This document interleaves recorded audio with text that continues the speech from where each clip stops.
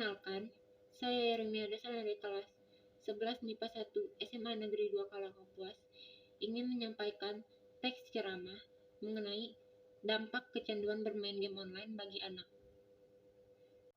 Shalom, Assalamualaikum warahmatullahi wabarakatuh. Marilah kita panjatkan puji dan syukur kehadirat Tuhan Yang Maha Esa yang telah memberikan rahmat dan hidayahnya kepada kita semua.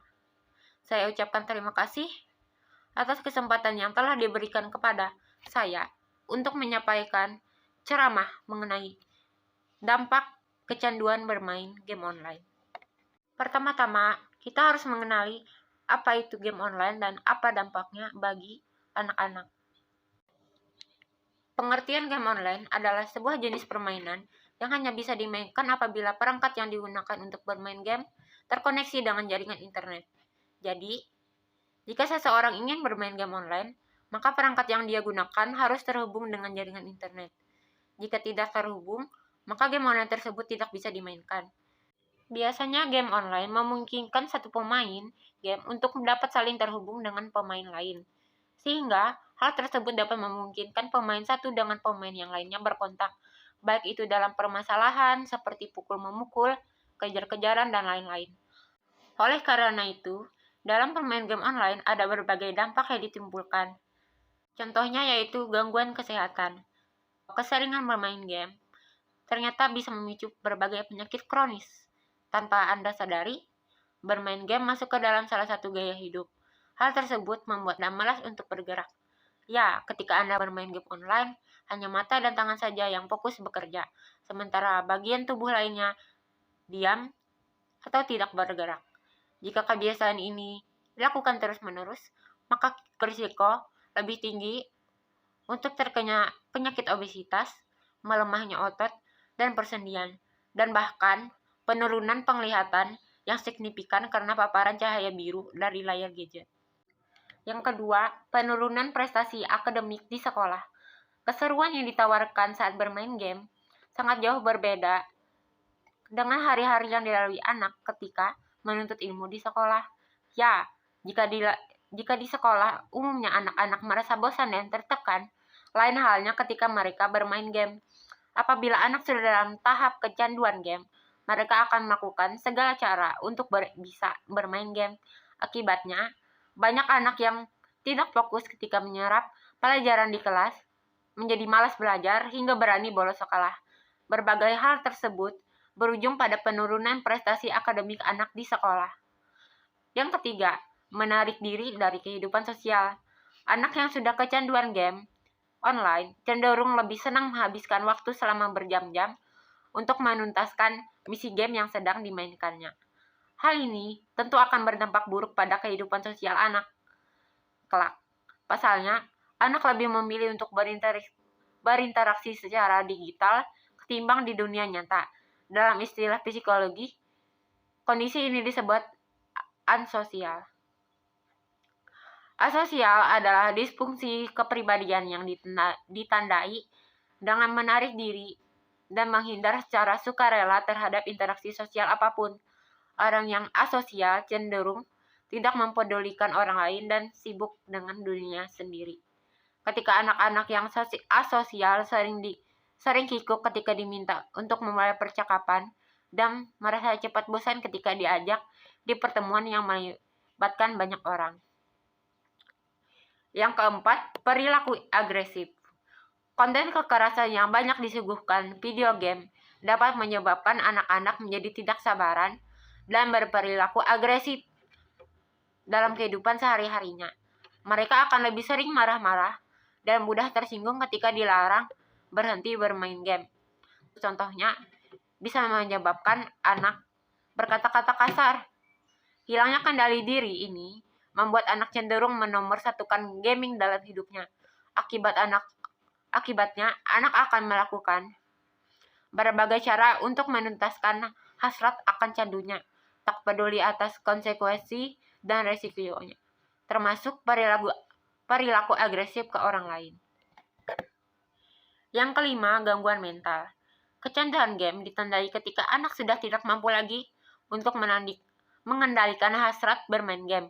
Akibatnya, anak memiliki keinginan untuk terus-terusan bermain game. Kabar buruknya, Badan Kesehatan Dunia atau WHO berencana memasukkan kecanduan game sebagai salah satu kategori gangguan jiwa baru yang disebut gaming disorder. Hal ini disebabkan di atas fenomena peningkatan kasus kecanduan game dari berbagai belahan dunia. Rencananya, gaming disorder diusulkan akan dimasukkan di bawah kategori besar gangguan mental, perilaku, dan perkembangan saraf, khususnya di bawah subkategori gangguan penyalahgunaan zat atau perilaku adiktif. Ini artinya para pakar kesehatan di seluruh dunia menyetujui bahwa kecanduan game dapat memiliki dampak yang serupa dengan kecanduan alkohol maupun obat-obatan terlarang. Pada dasarnya, bermain game online ternyata tidak selalu membawa dampak buruk. Semua tindakan yang dilakukan seseorang pasti memiliki sisi positif dan sisi negatif, seperti kegiatan bermain game online. Hal ini sebenarnya dipengaruhi oleh sudut pandang yang berbeda-beda. Selama ini, sebagian besar orang tua akan melihatnya dari satu sisi saja, yaitu sisi negatif, sehingga kegiatan ini akan terlihat kurang baik. Pada dasarnya, dampak bermain game online tidak selalu jelek. Kita hanya perlu melihat dari segi yang berbeda dari biasanya. Selain itu, dipengaruhi oleh perkembangan teknologi yang membuat sebagian besar anak-anak hingga dewasa suka bermain permainan seperti ini. Lalu, apakah game online memiliki dampak baik? Yang pertama, dampak positif bermain game online yaitu menambah aktivitas otak. Salah satu dampak positif game online yang bisa kita rasakan yaitu menambah dan mengasah aktivitas otak. Tentu saja, pada setiap permainan dibutuhkan konsentrasi tinggi agar dapat fokus mencapai skor tertinggi. Selain itu, sambil menyelesaikan misi, dibutuhkan strategi yang tepat sehingga memaksa otak kita untuk mencari inovasi agar dapat menang melawan musuh. Yang kedua, melatih rasa kesportifan terhadap lawan. Pengaruh game online selanjutnya yaitu dapat melatih rasa sportifan kepada lawan.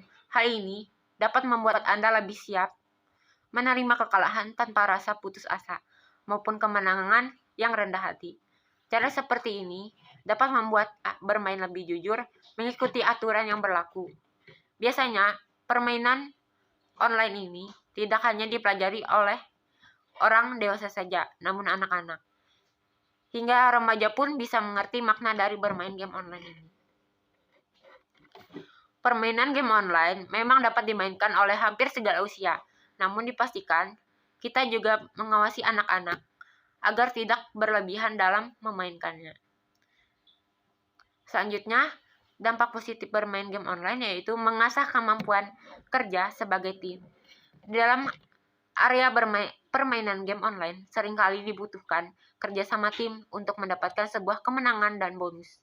Oleh karena itu, kita pun dapat dilatih agar terbiasa berkomunikasi aktif bersama tim untuk saling membantu dan mendukung. Komunikasi ini juga bisa dimanfaatkan untuk mengatur strategi antar pemain agar semakin kompak melawan musuh. Hal ini sangat penting supaya kemenangan lebih mudah diperoleh. Selanjutnya, membiasakan diri dengan lebih dari satu aktivitas. Agar mencapai kesuksesan dalam bermain game online dibutuhkan keahlian yang baik. Oleh karena itu, Anda membutuhkan konsentrasi yang tinggi agar dapat melakukan hal tersebut. Kebiasaan tersebut dapat menghasilkan dampak positif game online, yaitu terbiasa melakukan lebih dari satu kegiatan bersamaan. Selanjutnya, menghibur diri dengan aktivitas berbeda. Berbagai aktivitas yang kita hadapi memang seringkali menimbulkan rasa bosan.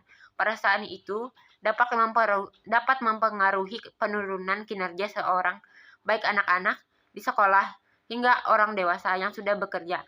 Jadi, mulailah mencari aktivitas berbeda bermain game online untuk menghibur diri dan mengembalikan semangat.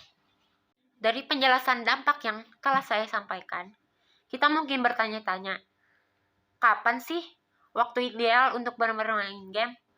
Menurut sebuah penelitian yang dilakukan para ahli di Oxford University, Inggris, sebaiknya anak tidak bermain game online lebih dari 1 jam setiap harinya. Tak hanya main game, para ahli juga meminta para orang tua untuk membatasi waktu yang dihabiskan anak untuk menggunakan alat-alat elektronik. Hal ini karena anak mungkin juga sering menghabiskan waktu di balik layar komputer, seperti smartphone dan televisi. Jadi, mungkin saja ketika sudah selesai main game favoritnya di komputer atau laptop, anak akan pindah dan bermain di smartphone-nya. The American Academy of Pediatrics menganjurkan agar anak menggunakan alat-alat elektronik tidak lebih dari 2 jam sehari, agar anak terhindar dari berbagai dampak negatif akibat bermain game online, serta mengobati atau mengurangi kebiasaan anak untuk bermain game online. Yang pertama yaitu membatasi waktu bermain game. Tanpa kita sadari, bermain game online sangatlah memakan banyak waktu.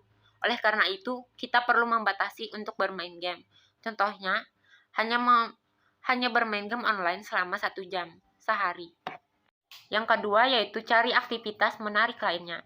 Setelah 1 jam bermain game, ajak anak untuk bersepeda di sekitar rumah atau berolahraga di sore hari.